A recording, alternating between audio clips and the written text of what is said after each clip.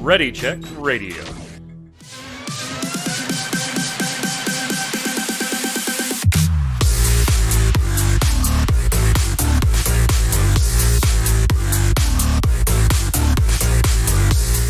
What's up, Internet? It's Thursday. It's 7 p.m. Eastern. That means it's time for the Relic Grind, Ready Check Radio's Final Fantasy XIV / Square Enix podcast. And man, we got a good one for you. If you're watching on YouTube or listening on Spotify, make sure you head on over there to Ready Check Radio, RAIDEO.com. And in the upper right-hand corner, click on all those socials. Find us on Twitter, Facebook, YouTube. Subscribe, tell your friends, turn on notifications, all that stuff. And, of course, sometime when you have the time, we'd love it if you'd stop by live on Thursday at 7 p.m. Eastern, twitch.tv, Ready Check Radio, and hang out with us. Just like Chad is today. Mango's that. Hey, Mango, how are you? Mango's here for the show. We got a lot of stuff to cover. Ironically, we had a Final Fantasy patch drop this week, 555, triple fives, but there's not a whole lot to talk about in that patch that we haven't already gone through in depth, but we'll get everybody's reactions to that. And we've got some Dragon Quest news, and we've got some YoshiP interviews. That's where a lot of the 14 stuff's coming from. Joining me to go over all of it, Mr. Chris Montoya, a.k.a. Tarkoth. How are you, sir? Greetings, programs. I'm doing okay. I'm actually a little disappointed with the patch, but we'll get into that. But overall, doing well. I can feel that. I could definitely feel that, but I also feel like, and yeah, you're right. We'll get to it. I feel like if you're disappointed by this patch, then you probably just expected more than is normally in the 5.5s. So I don't know. We'll see. We'll get your opinions in just a second after we introduce Mr. Adam Lane, a.k.a. Kronos. What's up, sir? Yeah, not much, man. I don't know how long I'm going to be able to wait before, Endwalker, man. 6 months is a long time. Yeah, and I think that's the biggest disappointment factor for me on 5.5 here. 5.5.5. When I say 5.5, I'm talking about the .55, not 5.5. How's that? Like if I say 5.5, 5.5. I'm referring to .55. 5 squared. Yeah, no, that is not the same. That is not the same at all. I was a calculus major in college. That is not the same at all. Please don't do that. But anyway, let's get right down to it. 5.55 is done. It's out, and you probably finished the main pieces of it within about an hour. As far as the MSQ goes, the main story quest, we'll kind of start there, gentlemen. Because this, as you alluded to, Adam, does kick off the basically 6-month wait now. Now we wait until the end of November, closer to the middle of November if you pre-release, right? And basically main story quest was 3 quests, 2 of which was just some reading, 1 of which you got to do a little something. I'd say no spoilers, but I think in this case there really isn't. Yeah, when it comes to the MSQ, there really isn't anything we can spoil. I mean, you knew you were going to fight some of the Lunars, if not all of them, going into it. And you do. You fight 3 of them, in fact. They weren't exactly the way I kind of imagined them, but let's get your takes on them first. Tark, you expressed disappointment with 5.5 here. 5.55, 5.55, triple fives. Triple five. There we go. Triple fives. You expressed some disappointment with triple fives. So let's start with you. I'm assuming if you're like me, part of your disappointment was probably how fast that was over and what exactly it entailed, right? That was it. I was hoping that this would be, going into Endwalker, this might be on the same level as 2.55, where we had the big getting out of Ulda and all that shenanigans, getting to Heaven's Ward. But there really wasn't much there. I am glad that we didn't do a world tour trying to complete Alphino's report. That was a fear, because we were Castermorians and we're talking to people, and I'm like, okay, please, can this be the end? I don't want to keep moving on to other places and talk about the Crystal Braves. I don't. So that ended quickly, but there really was... I don't understand how they split this up. Like the story didn't need to be split up into 2 pieces for this for 5.5. Well, I think on that front, though, if you don't split it up, then it's essentially a 7.5 month wait until the expansion. And I didn't expect a ton of story drops here, right? I mean, there was really nowhere for us to go between 5.5 and where we know, or at least assume, that 6.0 is going to start. Really, we just kind of had to wrap up the immediate threat with Fandaniel and the Lunar Primals. That was it. We knew going into this we weren't really going to get into any Xenos action, Adam, until 6.0 comes. So that was kind of just like maybe we'll see them once or twice, but we're not going to have any interaction or anything. They certainly weren't going to kick off any big story, huge story beats, and then make us wait 6 months, which I think was an intelligent decision. And you compared it to 2.5.5, and I would agree with you, but there was also a different set of circumstances then, like real world circumstances. They were already in development of all the 2 and 3 dot material before we even got to 2.0.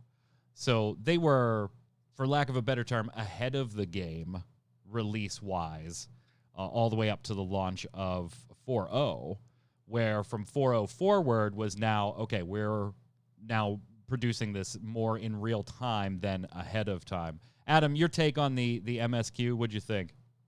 I thought it was okay. I mean, a lot of people asked for these solo instances, and I thought this one was pretty good. As far as this stuff goes. They don't really do much for me, but I thought it was pretty fun to at least play through and like see what everybody's doing and play as the different characters. I think 2.55 is really hard to like top, honestly, because like the way they ended that into Heavensward to me is like some of the best, probably. And I didn't really. I mean, we understand why they, I guess, like hid the name of the twins' dad because he was introduced in this patch. I guess they wanted to like try to surprise people or something. I'm not sure. And he was kind of a dick. Yeah. Full on board, Dick. Yeah, he was. I mean, kind how of do a you dick. just disown your children like that? It's just. It definitely makes me think further into like some Endwalker stuff. Like I know we talked about like how that one zone might be like a potential bunker, so that might be like kind of why he's being that way. Or they just like know the world's gonna end a different way or something like that. It's kind of where my head's at. Well, yeah, and they allude to that in the storyline. Like, okay, wait, if they were just gonna say no, why send Daddy? Why send him here? It's almost like they kind of know that this is gonna happen, and then that makes sense with if you think about that bunker, like they're already prepping for it, and so they know we don't have to intervene because we're gonna be okay. You know, right. So we don't want to intervene. I also will say this, and we're going to reference this back. We'll circle back on this in a YoshiP interview. But I couldn't help but think while I was playing it, gents, that I was like, what if we don't win? Like, what if that's the end, right? We don't win. You don't have to have both. The bad guy's objective here is pretty much just let's take it all out. So it wouldn't be a bad guys win scenario and they take over the world either. They're just aiming to. I was like, well, what if we don't win? Because this is like all kind of alluding to like Charlayan is the only people that are going to survive this. And it seems like they already have kind of foreknowledge on that might be the case. So we're going to circle back on that because I'm not the only one that apparently thought that might be an ending possibility, to the point that our man YoshiP actually addressed that specific thought in an interview. So we'll come back to that. But I did like the way it was presented. I thought the tabletop map with the pieces and the fading in and out, I thought presentationally, Tark, that was pretty cool. Oh, yeah. I really enjoyed the solo instance part. Elisei and Grahatia, their kits are awesome. I wish it was simple as that. Go Black Mage or Red Mage. Yeah, I was like, wow, that's so. the easiest Black Mage I've ever played. That's a preview for PvP to come. I get scared when they do stuff like that because it makes me think. Because some people do want stuff like that, but it would bore the crap out of me if they made it like where combos are just like one button. So I hope they don't. I mean, there are games that do that. Like when you play it. Terra, you can have all the abilities on your hotbar, but then they all key off of spacebar if they're in combo succession. There are games, too, that do it a little more in depth where there's like 2 or 3 options to press. So, like, yeah, you could have them all on your hotbar, but if you ever key ability 1, then all of a sudden it says, okay, press shift, control, or spacebar, and takes it down the combo lines. I don't think I'd be as opposed to something like that, but when you start talking about black mages, where literally, like, the combo is fire 4, fire 4, fire 4, fire 4, fire 1, fire 4, fire 4, and then slide casting. Yeah, I don't want to see a 1-button press, Adam. I'm with you on that. Yeah. I will say, Thancred gave us the best quote, though, during that Odin fight. The best defense is a good defense. Yeah, it absolutely is. It absolutely is. I do think it was a very intelligent design for if you're going to make me play a character all of a sudden with abilities that I have no familiarity with because I've never even messed with those classes to a great extent. I'm not hamstrung, basically. I thought it was intelligent. Sure. I'm okay with it in the quest. I'm with you, Adam. I don't want to see it in the game like that. I have no issue with it in solo instances. It's just when I see it, it makes me think like, oh, maybe this is like a testing ground for something they might implement. But they might not. I mean, they've done stuff like that before. Yeah, so. Yeah. The ending's kind of cool. The emphasis, like, there's nothing spoilerific or twisty or cliffhangery here, unlike some other patches. Besides, we know we're going to the moon, and they very, very much focused on the moon in the final seconds of the cutscene, right? So, it was. I thought that cinematically, again, I feel like I'm saying some of the same thoughts that I had about the dungeon, which was cinematically, presentationally, thought it was awesome. Content-wise, maybe wasn't exactly where I would have wanted it, and that kind of sums up this entire patch for me, not just the MSQ. Gotcha. I mean, that's fair. It's I think it's meant to be small, but yeah. Yeah. I mean, there's definitely some disappointing things. Anything you saw that makes you want to make a prediction on Endwalker in any way? It was really just the Charlene stuff. Well, I guess we know where we're going first, right? Yeah, we're like set to go. Yeah. Yeah, I mean, our bags are packed, our tickets are stamped. We're just waiting for Cryo to call us back at this point, at the end of the quest. Just like, hey, right. Where is it? Anybody do the Yorha epilogue stuff? I did it. What'd you think? Have y'all done it? Have y'all done it at all? No. I think it's pointless. Okay, good. I mean, if you really want to see it, I guess it's like the actual ending to like the story. Yeah, I thought maybe they were gonna do some. Have you been doing your weeklies, Tark? No. I did the raid, fun fights. The story lost me 2 patches ago. I just did. Yeah, because I believe you have to have the weeklies current to you have trigger to do six of them. Yeah, you have to get 6 of them. To go ahead and trigger the actual epilogue. I thought it was all right. Yeah, again, it was all right, cool. If you didn't put that in there, I probably wouldn't have cared. The fact that it's there, I was like, okay, cool. Yeah, thought it was weird. They showed like the decision that like the different servers made. Like that was some crazy big decision. I don't know. It just is odd. I thought they were gonna do more with it, like maybe have multiple endings or a reason to go back in. But no, that's the weekly. Like, just go back in there. You don't have to fight anything. Just go walk 3/4 of the way through it, pick up 2 things, and come on back. We'll see you next week. That's the weekly. Yeah, sounds good. Sounds course, pretty easy. The largest piece of content in this, actually, and we knew this going into it, was not the main story, was not the Yorha stuff or anything. That has already come and gone. But the Save the Queen stuff, the enhancements to Bosja, the additional zones in Bosja, the additional events, the addition of the merit system, kind of from Final Fantasy XI, the streamlining, in air quotes, of relic acquisition, some ugly-ass freaking relics. I hate this series of relics. You're not being harsh enough. You're not being harsh enough. Yeah, Terrible. I'm not a fan of them at all. Like, at all. And this is, Kronos, I'll go to you first, and then Tarkoth will go to you, because you guys know that, like, I am the bare minimum I have to do in Bosja to have to complete the content. I am not farming it. And now that I have seen the final versions of the relics, I'm done. I don't need them. I'm done. I'm out. Forget it. I'm not wasting any more time in there. So, Kronos, let's go with you, since you actually enjoyed this content up until now. I still think it's okay. There's definitely some things, right? Like it's very much Southern Front Part 2. It's not really that much different, which isn't a bad thing. The CEs are still a lot of fun. Some of them are actually pretty hard. Yeah. If you get Belias, just be ready Belias. for everyone to die. He's definitely like the new Red Chocobo Fate, but probably worse, honestly. The only thing is I think you can kind of cheese it a little bit if people know what they're doing. But yeah, I mean, it's got the 1v1s. You got the new 48 man, which is fun, but I think in order to entice more people to queue and not have another castrum issue, they basically made the 48 man brain dead easy if you go in with like less than like 8 people. And I think you get echo. So basically you get echo as long as you have less, I think less than like 24. You get echo in there. And then it scales down based on like how many people you're missing. So I think the first time I did it with 5 people, including me.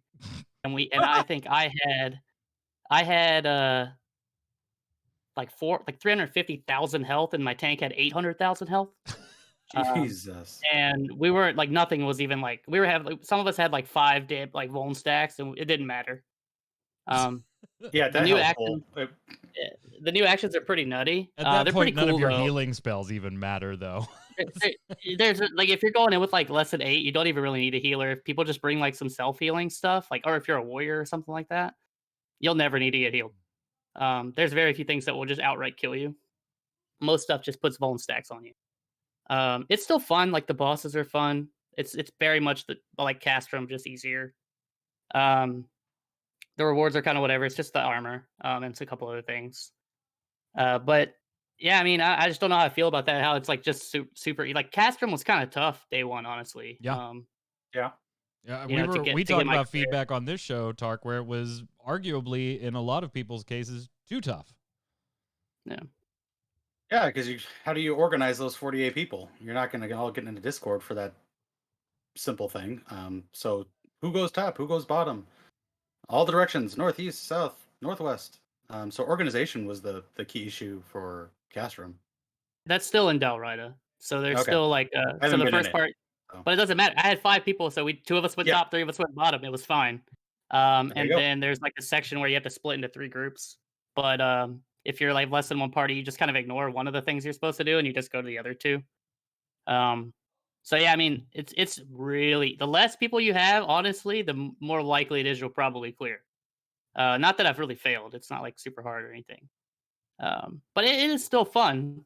And then, like I said, the new actions are actually like pretty cool and well designed. Like they do some pretty crazy things, and they make the previous zones like you could just go back and like hammer on stuff, especially once you get like it the actually new Valor stuff. to me, it's almost a little too much. It absolutely trivializes the previous content. It's not going in.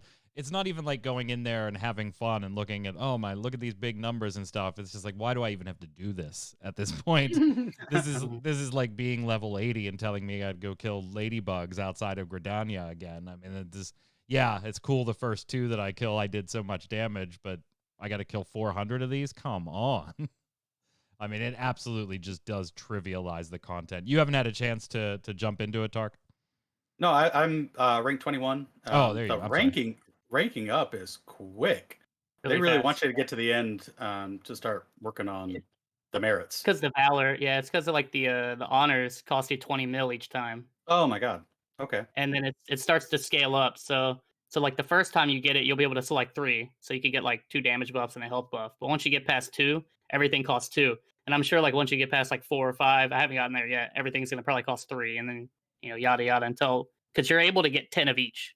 So 30 total. Which so you get probably 10. take a while. There's 10. You get 10 of each. There's 10 3 of each buffs, of the 3 buffs. you get 10 of each.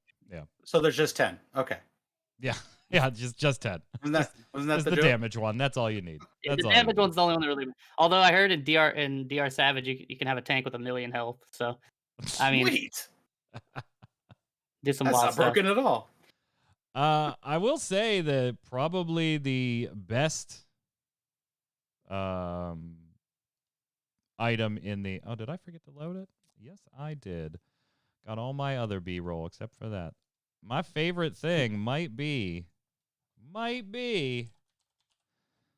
the old triple triad mount. Oh my god. It's so ridiculous. It is a little ridiculous. But Not in a when I bad s- way. Not in a bad way. yeah, when I saw it, I was kind of like, you know what? Shame on me for expecting anything different, because that is absolutely perfect for what the achievement actually is. I do not have mine yet. I still, freaking tournaments are in there, so I got to go do that. I just haven't. You don't and I have to know do the tournament. the what's that? You don't need the tournament cards. Oh, is it just through 312? Yep. Cool. Okay, cool. So I still need, I don't know, I think like 40. So people don't want to drop their cards. Even with the new drop rates, they're still not dropping the damn ones. But Kronos, you got yours. I saw you I tweeted did. out you got yours. Tark, did you get yours, or are you just so averse to triple triad? I just haven't done it. I'm hoping to get into it because if you don't have to do the tournaments, I'm all for it. You don't. You just need every other Good. card. I think it's 312. Yeah, Okay. if you don't need the tournaments, it's definitely I don't know what the achievement says, but if you don't need the tournaments, that's cards 1 through 312.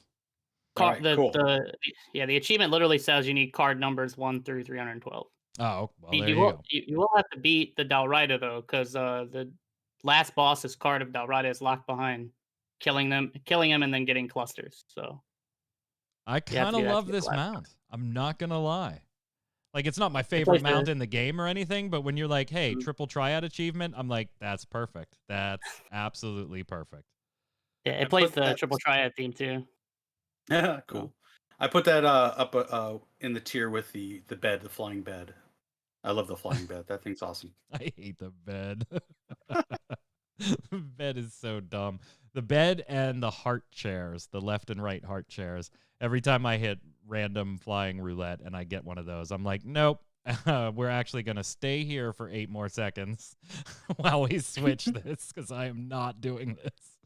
those But are the worst. they, The half chairs are the worst. the half chairs are pretty bad. The half chairs are pretty bad. So all in all, I mean, that's pretty much it in 5.5.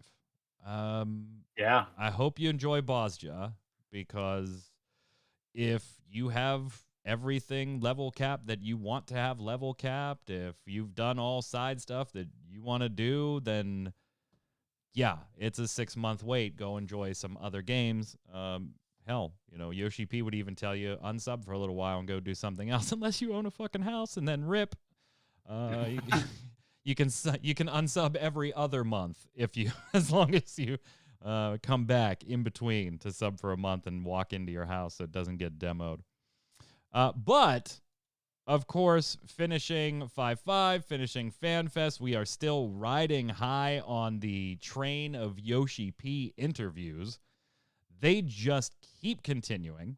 YoshiP did an interview with Fanbyte. Now, a lot of the stuff with Fanbyte was kind of, I don't want to say rehashed, but it was stuff that has been spoken about before on in other interviews, including, as always, it comes up, developing during a pandemic. And I think one of the only new points that I saw YoshiP mention here that I hadn't seen him mention elsewhere was really trying to take into account an individual as a person during the whole pandemic. Like, not everybody was going to go, oh, we got to work from home. Okay, cool. Well, Tuesday I'll be up and running and away we'll go. But like the mental status of employees that, not only is this a change and we have to adapt to it, but just, being generally nervous or concerned or worried, or I thought that was a take that he really hasn't expressed in any other interviews that I was happy, Adam, to see him express here. I mean, yeah, as someone who had to work from home during the pandemic, at least for a good chunk of it, while I had a job during 2020. Yeah, I mean, you think it's not going to affect you that way, but it does. Even me as a person who I love to be inside and playing games most of the time. When when it just becomes like I'm not only playing games now, I'm just working, and I literally just like turn this way from my work computer to this way to my game computer. Like it does affect you. So it's pretty sweet that that he's like talking about all this stuff and that they went through these things to kind of make sure their employees are like doing well. Yeah. When it comes to that stuff. He goes into a little more to talk about the whole Soken and cancer situation, where he's talking about, you know, having to hide it and then having like this almost like guilt, like I should be letting him just focus on his treatment, but here I am like delegating work assignments to him, but that's also what he's telling me he wants, and just that weird situation I think that would put any of us in if we were having to pass out assignments. But then also using FanFest and the planning of FanFest to, you know, just get people to smile, whether it was staff and enjoying the smiles of the different gamers, including the damn Lahi musical performance and the dancing on stage as well, to the point that maybe not all ideas get expressed to YoshiP verbally or to members of the team, because they just might become reality when you meant them as a joke. Like stuff you asked me to do here? Yeah, that too. Yeah. That It was a joke, Tark. What are you doing? Yeah, what the hell Told are me to you do doing? it. What are you But doing? I can kind of understand Soken's point of view with being in the hospital. You know, he had been making the music for the game for years, and now you're in a pandemic, and he's got to have a purpose. Yeah, he wants to have a reason to keep going, to fight. So I understand his point, and it's got to be really weird for Yoshi and the team to enable that and be like, but you need to rest and you need to get better. So like, how do you balance that? I can't imagine being in his shoes to make that decision. He did confirm that Soken was wearing a wig, which I thought he was. And I actually Googled that for last week's show because I didn't want to say it looked like he was wearing a wig and then have him not have been wearing a wig when we were talking about this situation last week. Turns out he was, and that was confirmed in hair. His hair is growing back, though, by the way, so I'm sure he'll have his locks. He just didn't have them in time for FanFest, so he wigged it up for FanFest. Now, there is one thing that this interview at Fanbyte brought up, and I want to give huge kudos to Natalie Flores over at Fanbyte, because this has been a topic for a while now, for a few expansions now, in fact.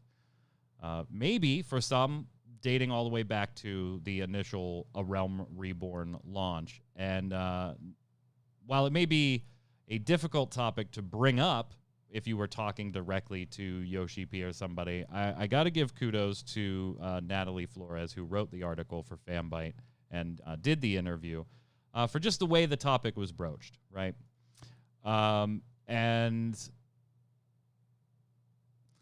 there's always been this, since 2.0, there's always been this like question mark about characters in Final Fantasy having their skin lightened over time, whether it be in just the launch of a Reborn or even in subsequent expansions.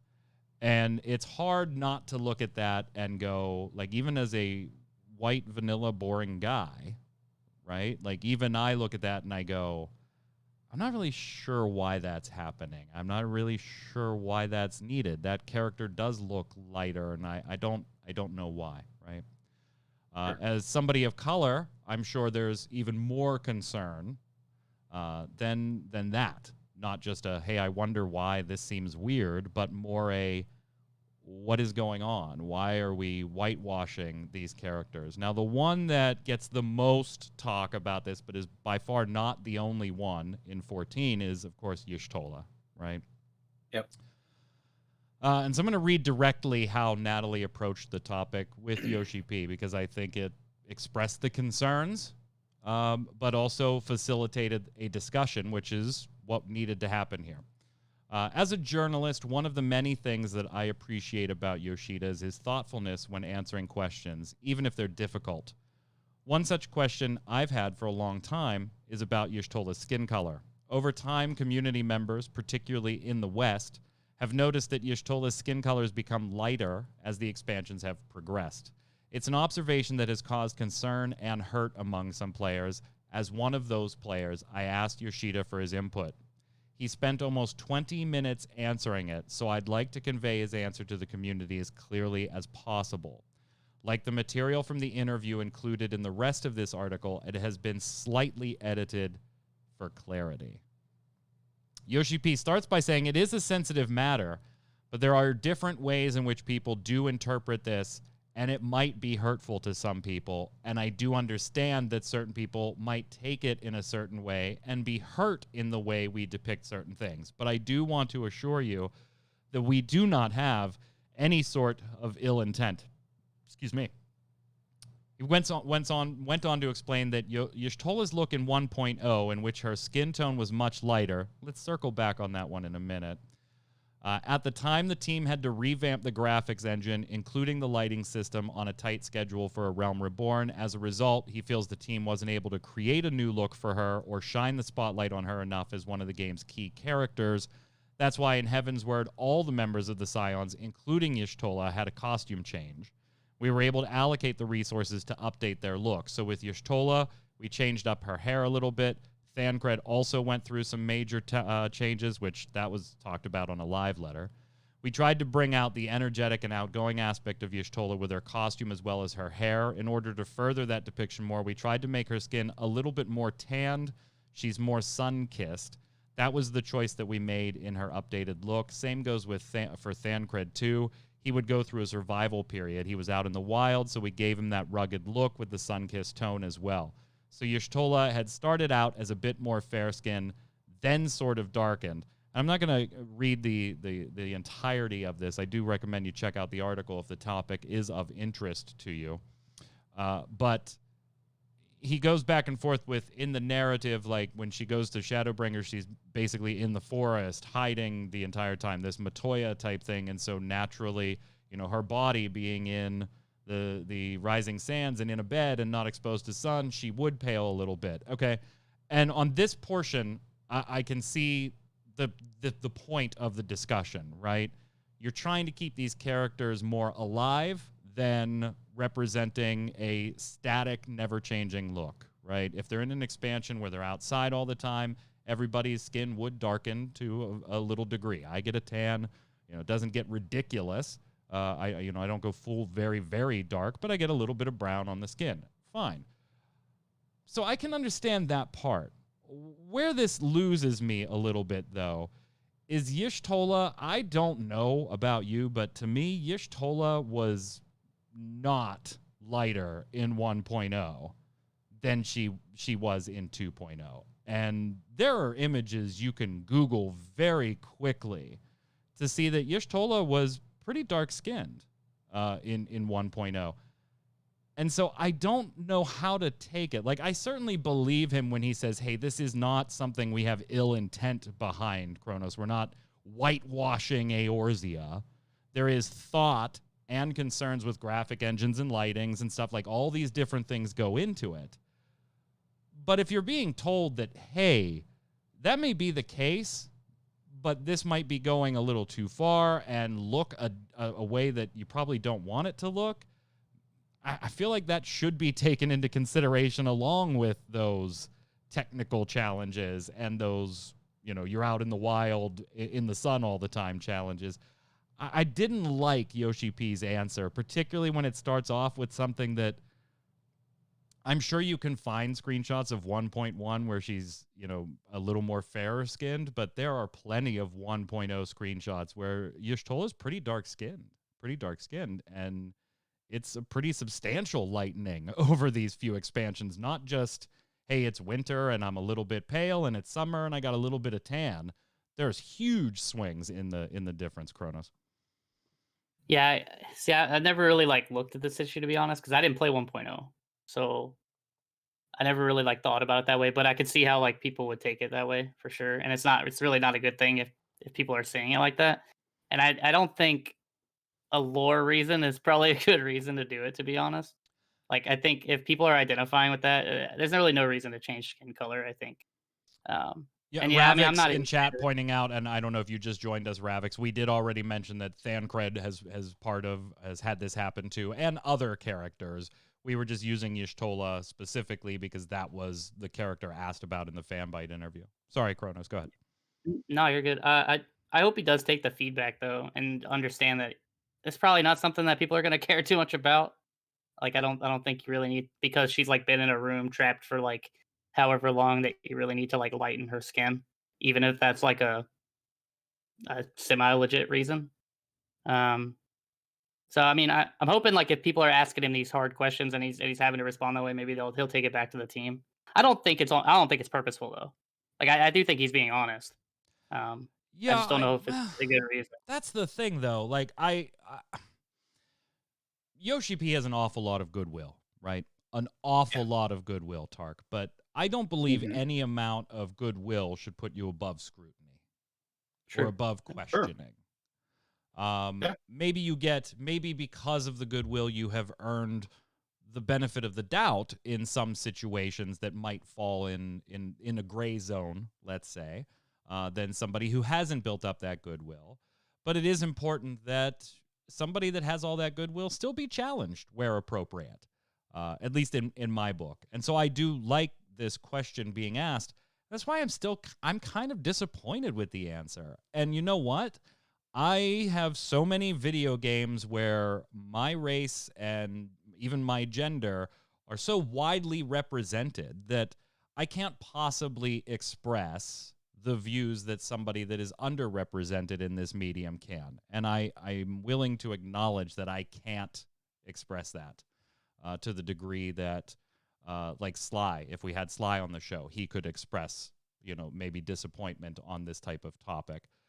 But I can express disappointment in the answer. I think it was a cop-out, if not downright falsehood, to say that she was pale in 1.0. She was paler in 1.0. I played 1.0, and there's still Google image. Granted, I haven't played it in years because you can't, but Google is a thing. This was readily verifiable. Yeah. I do give them the benefit of the doubt that maybe they were doing this more for lore reasons than anything else, Tark.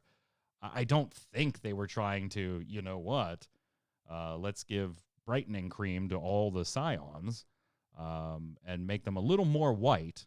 I honestly don't believe that was their intention, but I also believe they should have been more responsible in recognizing the changes that they were making and how it could be perceived, particularly in the West, where this is a little more hot button right now than in other areas.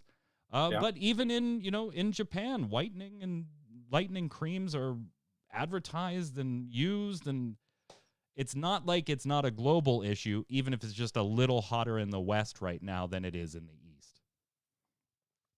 Yeah. Even the ladies, they'll, I don't remember the term, actresses paint their faces white.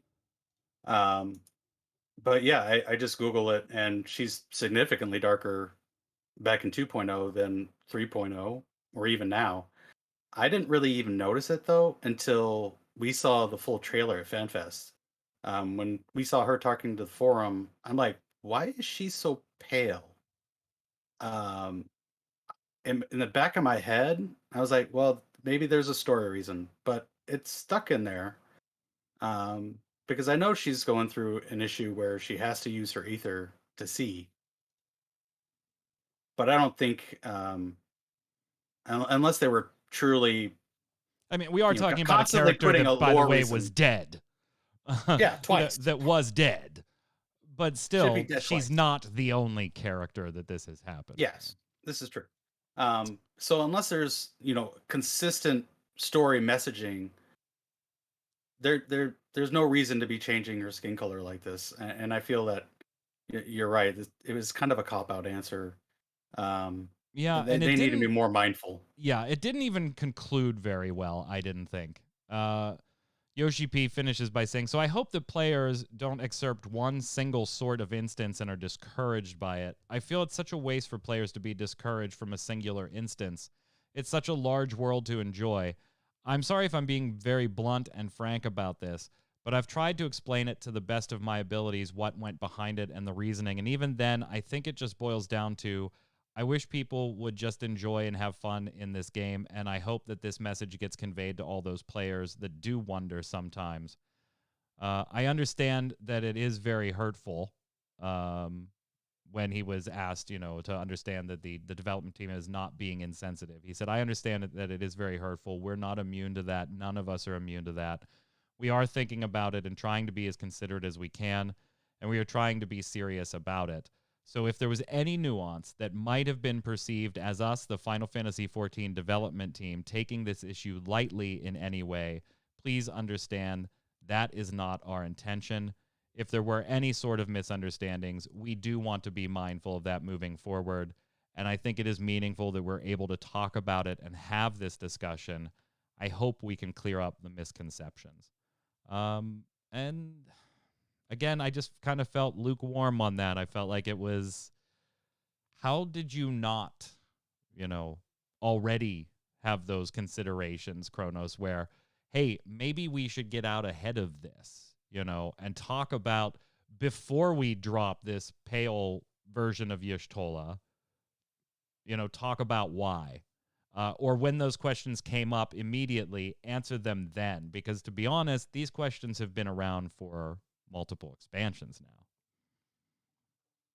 This is actually the first time I've seen like a big article on it, but I'm sure they were there. So I mean, yeah, I really hope he addresses it, because I don't think lore reasons like enough. If someone feels represented in a game, and then you do that to a character they feel represented, I imagine that's very hurtful. Yeah. Like you said, Mike, I agree with you, because as a white male, like I don't, Yeah, we're everywhere. We have it pretty good, right? Like I mean, and so I feel really bad when this happens to people like that. And so they should really take that into account, and I don't think they are. I think you bring up a good point there. And so I hope these keep coming forward in like bigger light, and they actually do address it, because I don't really think you need to, even with a lore reason. Like no one's gonna be like, oh well, Y'shtola was in a room, and now her Right. isn't her skin lighter, Right. like no one's gonna. Right. We got to keep the seasonal tanning of all the characters 100% accurate to the real world, just like we're going to keep the leaving of your body to go to a different star for an entire expansion as accurate to the real world as... Oh, wait a minute. We can't do that in the real world. You can't? What about time travel? That interview, by the way, does close with an interesting topic. You're probably not going to get character romancing if you're waiting for it. Whatever. I'm okay with that. In a separate interview, though, and on happier news, and if you want to chime in on that topic, by the way, by all means, in our comments, we would love to hear from people that aren't pasty white males, particularly. But if you're a pasty white male and you have an opinion, go ahead and throw it down there, too. I'll read that as well. Endwalker will have about 30% more story and cutscene than Shadowbringers, coming from an interview with PC Gamer. And let me put my shocked face on. I'm not surprised, right? I mean, they're trying to force the story to wrap up in 6.0, Tark. It would just make sense that given where we are, and we're going to run and complete all of it, that it would have a lot more story and cutscenes going on. Even to the point where they talked about, have we bitten off more than we can chew? And almost feeling like, well, it's too late not to go this way, so let's keep going. And you think it like this, they're basically saying they're putting all the story content from Shadowbringers that was in 5.0, 5.1, 5.2, and 5.3 all into one beginning area in 6.0. That's on a story a huge front. amount of on a story front. front. Yes. Dungeons and stuff, those counts are going to remain the same. Yeah, those are the feature set's going to remain the same, but Right. the story amount, and I'm actually happy for this. I was concerned, like, how do you wrap everything up in what has been our perceived normal way of doing a beginning of an expansion? Because I didn't know if they had enough time. This gives me a little bit better feeling that they will have the time to wrap things up in an adequate way. Kronos, he says, looking at the battle content and overall elements that are going into the expansion pack, the number of instance dungeons will not change. We'll never decrease that number either. So the number of dungeons are the same as Shadowbringers, but the amount of work we put into it has increased for sure. From background environment, mechanics, some of the battle presentations, we've put more into the individual elements that go into this content. I feel like it's going to be overall a much more robust experience than previous installments. So kind of alluding to not just story and cutscenes, but a lot of back-end development that hasn't had to go in previous expansions either. I mean, yeah. To me, this is like you said, like the most unshocking news. Like Right. each expansion gets bigger, right? It's like Heaven's Word, and then Stormblood was bigger, had more cutscenes than Heaven's Word, and then Shadowbringers has more cut. So to me, it's just a natural thing that they just do. I'd be more shocked if they were like, Endwalker has less cutscenes. Like yeah. So I really don't have much to say on the matter. Like I kind of just expected it was going to be longer, especially with the fact that you're tying up the story before the patch. And PC Gamer had a ton of interviews, and instead of putting them in one piece, of course, get those clicks. They're in about 100 different pieces. So just go to PC Gamer and search 14, because we also got a little bit of a tease and maybe something you should do between now and Endwalker, because you have plenty of time from YoshiP. With the 10-plus history, we were able to tie up a lot of loose ends. With the climax, there will be more questions that are answered, and people will understand the reasoning behind a lot of things that have been present throughout the story. With that being said, there are areas within Planet Hydaelyn that we haven't explored yet. There are continents that have yet to be discovered, areas that have yet to be explored. There's possibilities there. And with the story of Shadowbringers, we learned that the Crystal Tower acts as a portal not just to the distant realms, including the First and those that have been divided by the Sundered, but it can also allow us to travel in time as well. So we can go back to the past and the future as well. So there's still a lot of possibilities left. So time travel after 6.0 to an entirely different story. But to something I mentioned earlier, he does say we have no intention of negating all that has happened in the story, and specifically says we don't want to negate the adventure you went on, the characters that you met along the way, and the achievements that you've accomplished throughout your journey. So when we're looking to that transition and moving forward to the next part of the story, it's safe to assume that this is still taking place in the same universe, so to speak. You won't see a case where right after Endwalker, everyone is going to have amnesia, or the meteor Dalamud comes down one more time and the realm is destroyed again. We won't have those incidents again, rest assured. So that's when I kind of was like, all right, so yeah, we're not going to lose and the world be destroyed. If you need some stuff to do, head on over to New Game Plus. YoshiP says, you can go back and play the chapters of the previous expansions in the main story so it's fresh in your memory. I feel like that will help with the enjoyment.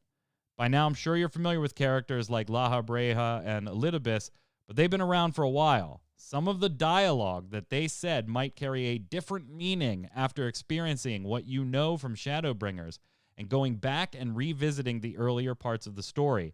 Maybe another key thing to look out for is when Hydaelyn calls out to you and how many times she's called upon you. Also, the job quests, some people might have skipped over them, but there are going to be a lot of characters that are going to make an appearance in Endwalker, and that might be a good place to look at from a story experience as well. What do you think, Kronos? You going back and doing new story plus because of it? Or new if game YoshiP plus? thinks I'm playing ARR again, he's nuts. No. I'll let someone else do it, and then I'll watch the YouTube video. When they compare it, when it happens in Endwalker. I'm not I touching New Game immediately, Plus. Tark, when I Coming read it, up. I was like, oh, shit. Can I remember when Hydaelyn first reached? No, no, I can't. How many times? I don't know. Damn it. Am I going to have to go and do this? This sounds like an Ethos project. Oh, it's Let someone else definitely an do it. Ethos project. 100%. We'll bring Ethos on to sum up. Jot these down. How many times? Okay, is anybody surprised by Give this, us the though? spreadsheet. Like, a lot of things that happen with Grahatia and stuff in the Crystarium, totally changed some of the context in the Crystal Tower raid too. So we've seen them do this. That was one of the things a new player or a friend of mine was getting back into it when Shadowbringers launched, and I said, "Did you ever finish Crystal Tower?" No. Okay, before you even start leveling in Shadowbringers, go do Crystal Tower. Go finish that. Go finish that. I can't believe they didn't make it required at first, because remember, I think it was 5.1 or 2, right, where they actually made it it was required to do Crystal Tower to do Shadowbringers. Because Yeah. I had friends who they don't skip every cutscene, right, but they don't do all the side stuff. Yeah. And some of them didn't start in ARR, and so when the whole reveal with Grahatia came, they were like, "Who the hell is that? I don't even know who that is." Yep. So I don't want them to do that again. Oh yeah, Ravix, we're But- definitely gonna have Ethis on. We did the live reactions to the FanFest as a cross promotion with Happy and Sly and Ethis, Tark and I. We were all on those shows, and yeah, Ethis is already booked. I told him I'm only gonna give him a couple of weeks off from FanFest to when he's gonna be on the show, so that he can do his FanFest content pieces. But yeah, he'll absolutely be on. He's already agreed. We just have to get a date.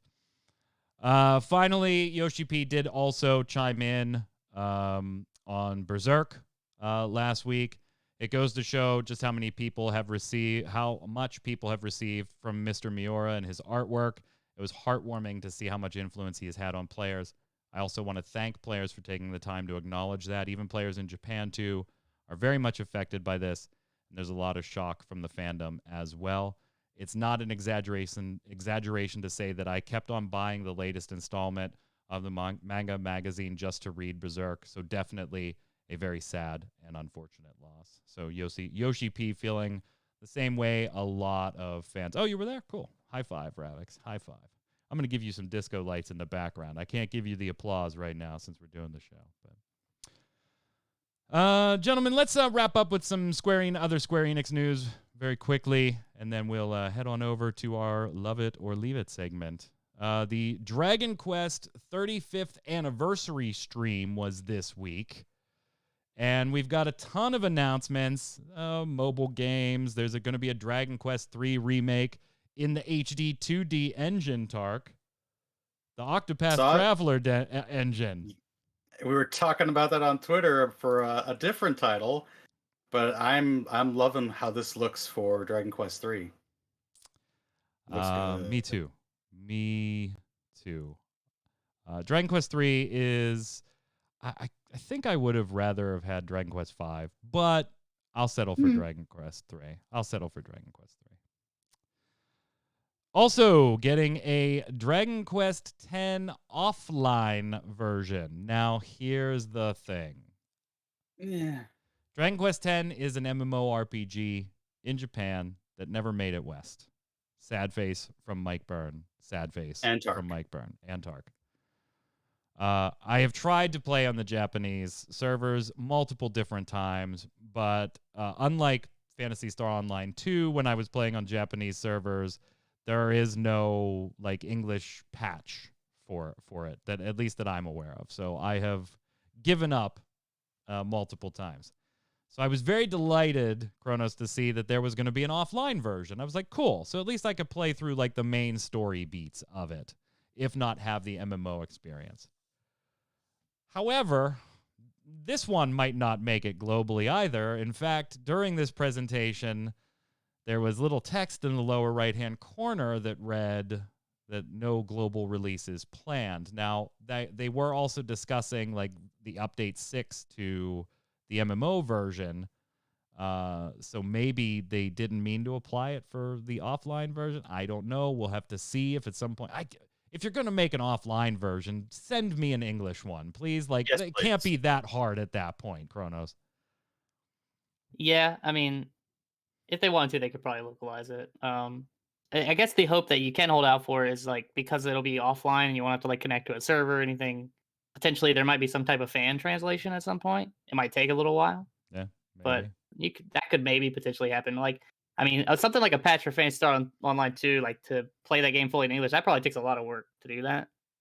I would imagine something offline probably is a little bit less work. But it kind of sucks that they're not going to localize it. These aren't my games for me, but it still sucks when they do stuff like that. So.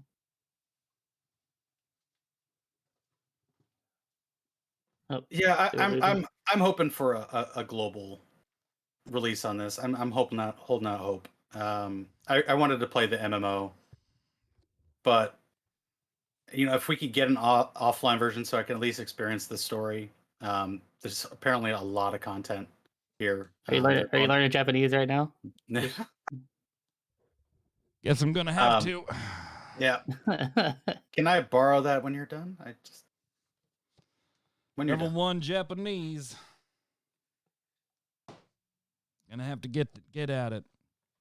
What I won't need Japanese for, gentlemen, is Dragon Quest XII. Woohoo! This one we will see a global release. We don't know when. We didn't get any timing or anything like that besides to say 2022 or not even that. It was we'll have more information in the future. Mm-hmm. And interestingly, this one is supposed to be darker in themes than previous Dragon Quests and will not be turn-based. I don't know how to feel about that. Yuji Horii surprisingly revealed that Dragon Quest XII will not feature a turn-based battle system, only saying that it won't completely disappear, but it'll be different. Those who played Dragon Quest until now will still feel at home. Now, he didn't say it was going to be like an action RPG or anything, just that it wasn't turn-based. And you should know that Akira Toriyama and Koichi Sugiyama are back for Dragon Quest XII. I thought Dragon Quest XI was probably going to be last, but appears they're going to do 12 too, so I'm definitely okay with that. So here's my thought, gentlemen. Do you consider the Final Fantasy VII Remake to be turn-based? No. Definitely not. No. Because it is. I mean... It is. I don't think, like... It's a hidden turn-based system. Yeah, it's a hybrid thing. So for me, like, hidden turn-based is more like Knights of the Old Republic style, where, like, it obviously is turn-based, but, like, they try to, like, have... Like, to me, like, if I press a button, and I don't know, like, the ATB is more just like a gauge to me, if that makes sense. It's not really, like, limiting me to, like, a turn. ATB so I don't really feel like it makes it turn-based. Like, I think it's turn-based in a way that doesn't turn off people that hate turn-based. Like, that's the only way I could describe it, Tark. It's like, oh, I hate turn-based games. Oh, you'd be fine with the Final Fantasy VII Remake. It's not turn-based. Yeah, it is. Like, if they do that, I could see that fitting into what they're talking about here, Tark, right? Like, it's not turn-based. But if you enjoy turn-based games, this will still feel familiar. And I think the Final Fantasy VII Remake system is literally that, if you had to describe it to somebody. Sure. Oh, you're used to turn-based? This isn't quite turn-based. You're going to tell people what to do at certain times and when they can do it, but then you could go do this other stuff during that. Like, I think that is probably, if I had to guess, what they're leaning towards. And I'm okay with that, I think. I'm okay with that. I don't know. Part of what makes Dragon Quest, I mean, I don't know how the MMO is, but all the other mainline series have all been hard turn-based, Right. Stop. Take your turn. Yep. So I'm not sure how I feel about this.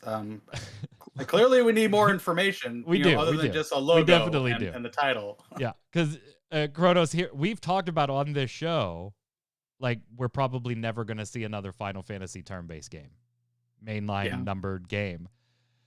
And we were okay with that because Dragon Quest was probably going to fill that niche. And now here we are. Exactly.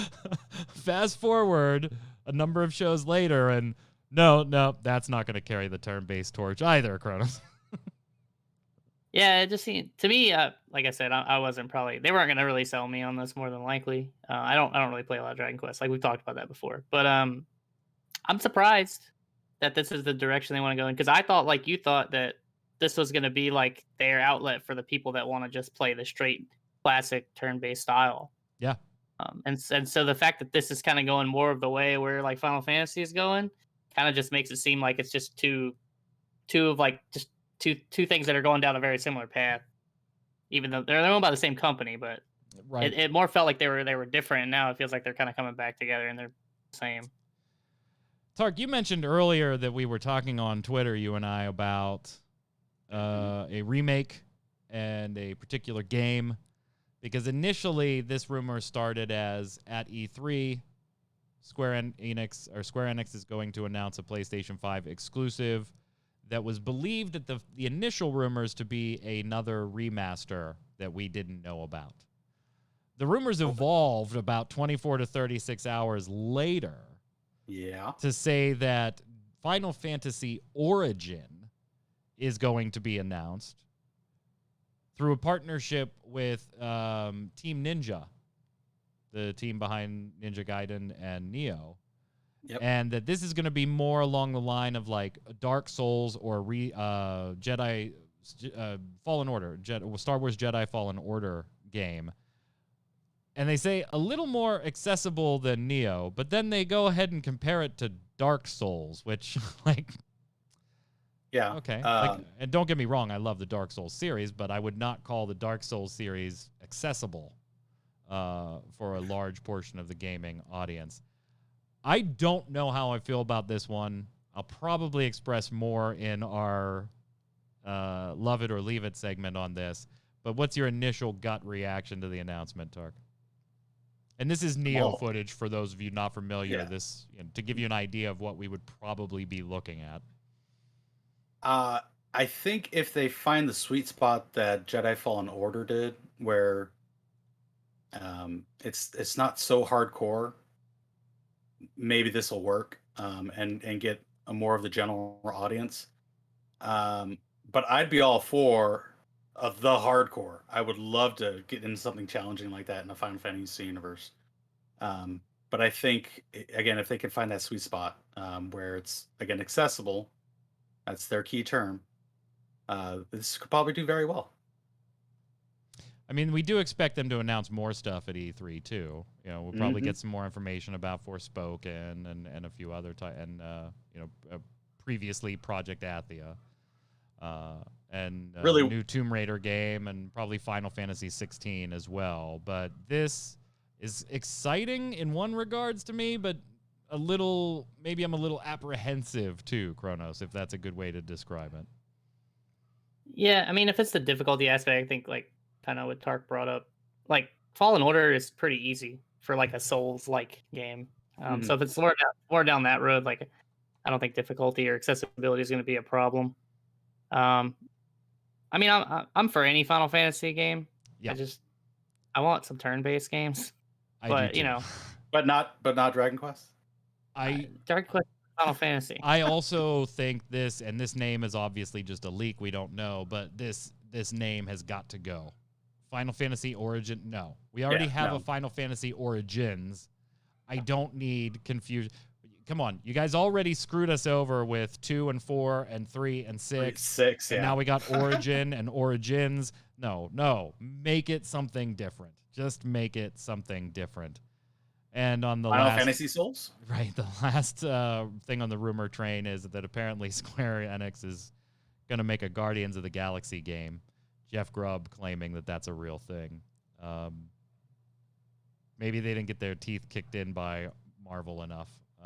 So we'll see. Let's go over to Love It or Leave It.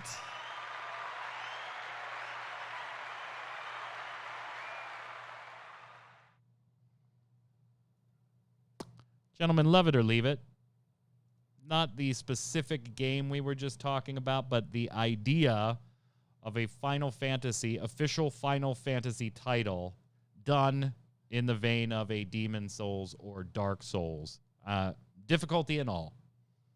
What do you think, Kronos? Love the idea or leave it? Yeah, it would definitely be a love it for me. I'll take anything with the Final Fantasy name on it for the most part. So I'm pretty easy to please when it comes to that. And I do like difficult stuff, so it definitely appeal to me for sure. Definitely love it. Tark? As one that's beaten Bloodborne multiple times, played Neo, played Demon Souls, you put a Final Fantasy face on that, I'm all for it. Love it. Give it to me now. It's a very, very apprehensive love it for me, gentlemen. I love Dark Souls and Demon Souls and Bloodborne. I absolutely love the titles. The Final Fantasy, or the PlayStation 5 remake was just, or remaster was just a fantastic game. Fantastic Great. game. Obviously, if you put Final Fantasy on it, I'm going to buy it. I don't know, man. I don't know.